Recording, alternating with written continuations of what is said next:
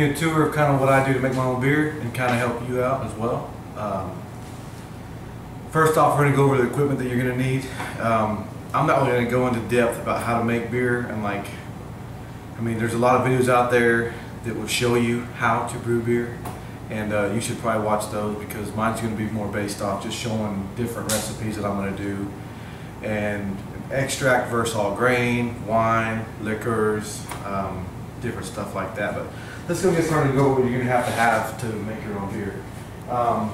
First off, you're going to have some fermenters, your recipe kit, whether it's extract, parcel mash, all grain, canned kits like Craig Tube. He has really good stuff on there if you ever watch his videos. He's great. Never personally tried the Cooper stuff.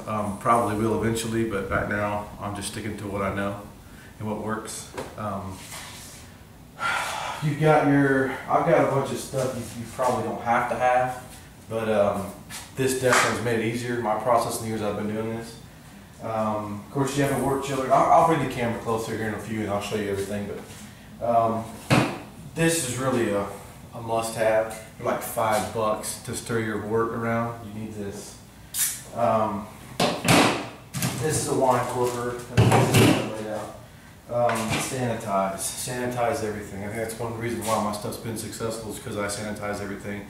As everybody else on here that shows their stuff. Sanitize. I use Star San. That stuff works great. It doesn't take very much. Warm water, let it soak in your carboys or your primary fermenters, and it does the trick. Everything your beer touches needs to be sanitized before or after your boil, if you're boiling beer.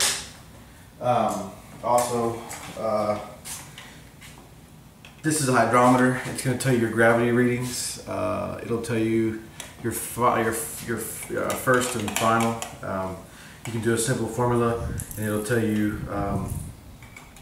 You can actually get your alcohol levels with that. Let's see what else we got. Siphon. I only had to get a half-inch, so I don't tear everything up. I went ahead and got a half-inch siphon hose. I recommend that, and also remember this is tips on to make it easier. So I would get one of these here. This is actually attaches onto your siphon, and this way you can put it on your bucket on the side, clip it on, so you don't have to sit there and hold it and transfer your wort to a secondary carboy. You're sitting there trying to hold this stuff. It's a pain in the butt. These are like $1, so grab one of these if you can. This is a bottling deal. You can get one of these. I don't bottle much. I keg all my stuff, and I'll show you inside what I do, how I built my deal for my kegerator, my keezer. But you can have one of these. These work great for just bottling beer or wine, because I'll do it with my wine. But as far as serving beer, I use their keezer. This right here is a brew hauler, and I recommend getting one of these. Hope you can see the camera. I'll probably away until you go away of them. This is a brew hauler. This is a must-have if you're using glass carboys, because you can lift this stuff up. This stuff's heavy, and this is probably one of the best investments I ever made. They're $14. They're not too cheap, but they're cheap enough for me. I'm gonna buy them. So also you have a wort chiller. This actually goes inside your beer whenever you're ready to cool it down. It's just a copper tubing, water in, water out.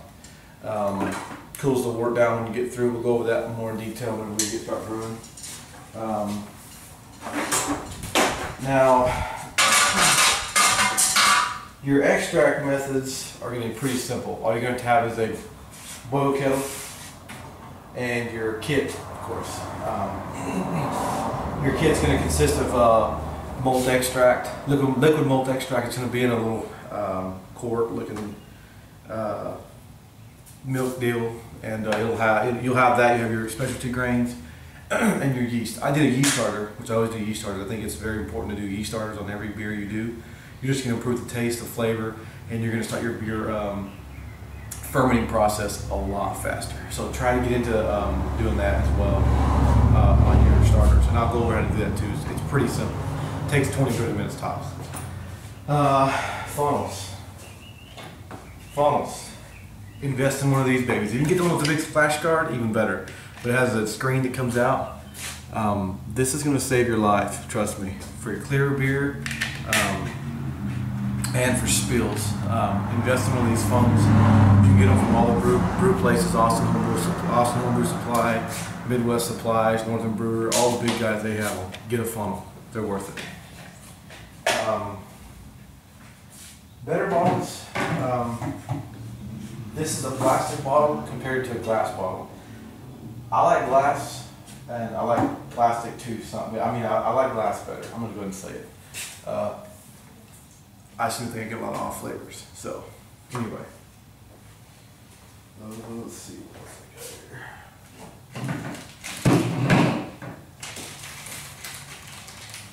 This is pretty cool. This is for your stirring your degassing your wine, stuff like that. And if you can afford one of these, grab one of these. You stick it on the drill and put it in your carboy. You can put some chamois on there, and it'll help it clean your carboy a lot easier.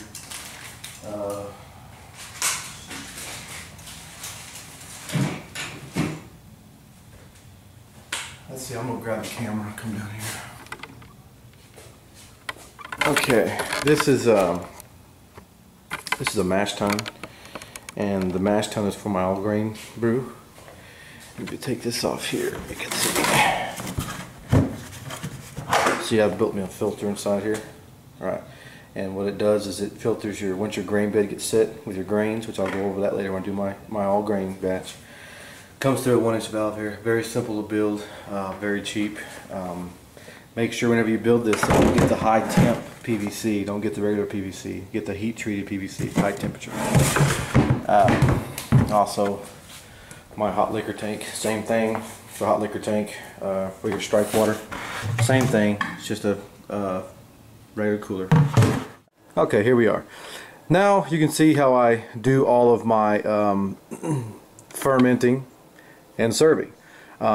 These are just small freezers I purchased from Best Buy, and this was off Craigslist.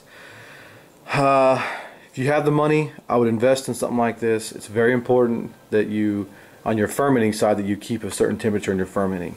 I think a lot of people go wrong. Most people go wrong whenever they're fermenting their beer.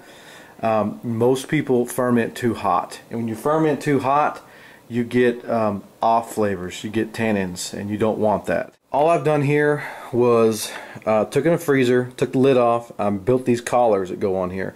This is either 2x6s with some real nice pine, and it's just trimmed out real nice. It's got some 45s on top, some wood filler. Nothing too crazy, but I am crazy about my hobby, as you can tell. I'm going to show you what's inside here. This is just some faucets and taps I've gotten. The whole thing I've probably got about $300 in, maybe a little more. I'd be a little conservative there, but again, it's something I want to have to serve instead of bottling beer. It's just better. What I've done here is, let's open this lid up here. What I've done here is I just built this collar, and it goes. I put new sealing. This is all from Lowe's. Your Home Depot has any of your hardware stores will have this kind of stuff. They have wood or anything like that. So built this collar around the edges here. Put my top back on there. Lined it up. It's kind of a pain to line it up. But you want to make sure and get your seal right on the edges here. So of course I drilled 1-inch holes for my shank. These are 4.5-inch shanks that come through here with your faucets, and pretty neat, pretty easy to build. Just measure, cut, make sure this is the same width as this is before you glue this on. I put a Loctite caulking around here and put this where this is on top. This is glued on, and then just bolted my hatch back together and put some reflective AC tape on here to help kind of insulate it better. But anyway, here's your keg. Here's my CO2. Here's my regulators. I have a 5-pound CO2 bottle. It's at the it's at the CO2 place getting CO2 put in it. So it'll sit right here, so I can put 2 kegs in here comfortably to fill these taps. Because I'll have a Sierra Nevada Pale Ale and I'll have an oatmeal stout that's going to go here. So this was a rental. I recommend buying your own. It's kind of a pain to find places that will fill a private bottle, but if it's brand new, usually it's okay. Okay, so that's that. Any questions about how I built this, feel free to message me or leave some comments. Next, we have my fermenting chamber. If you're not familiar with the fermenting chamber, get with it, because a lot of people, they do not do this. They put their beer at room temperature and they have bad results. Now, let me get this off this thing. Now, very important, I think, to have one of these. I've got a Love controller. Bobby from New Jersey, I think he shows a good video on how to hook all this up. If you can afford to get a Ranco dual stage temperature controller, do it, because this thing was not the easiest thing to wire up together. And I'm not an electrician, but it's kind of a pain. If you can afford the extra $40, $50 to buy a Ranco, do it. This is about $90, $100 shipped with the probe. Again, I built the collar around here, and then the back it's got a plug in. I don't know if you can see that or not. I've got a plug and I wire it in right here. The one is your cold. This is what the freezer actually plugs into this, and then below it will be a heat. You can plug a heat pad or a brew pad, whatever you want to do to keep it at constant temperature. And this is just a regular 16 gauge wire that comes out that's wired into this and your controller. And it actually this is actually that plugs into the wall. These are just an on and off for pretty much your controls for your controller you bought. So same thing again, bolted up, just built a collar, 2x6s in the back, same thing, sealant, glued it down, made sure it was sealed. Put your hinges back together over here, if I can think. And same thing here, and this is kind of messy. I haven't had a chance to do my wiring yet. I've got my yeast starter going here, which is just about ready to go. This is 2 days prior. I'll go over yeast starter later, so I won't go over that. But this is actually my liquor, my hazelnut brandy I'm making, as a matter of fact. It's fermenting right now, but see, it keeps a constant temperature of 67, 68 degrees, 67.5 I think is what I keep it at. The wires, I need to plumb it over here and stuff like that. I will make it cleaner, but see, you got to wire all this up, and you got to make jumpers and all that stuff. And if you can afford the Ranco, do it. But anyway, this is the same thing as this. I built a collar, same thing goes around over here. Anyway, that's my setup. I got to clean all that up over there. That's my plug-in. I think people need to pay more attention to their fermenting temperatures if you want better beer, honestly. That being said, I'll be back to show you in just a minute about the kits I'm going to brew and what the steps we're going to do, and the extract versus all grain, the ingredients and stuff like that. So stay tuned. I'll be back in a few and we'll go over that stuff. Thanks.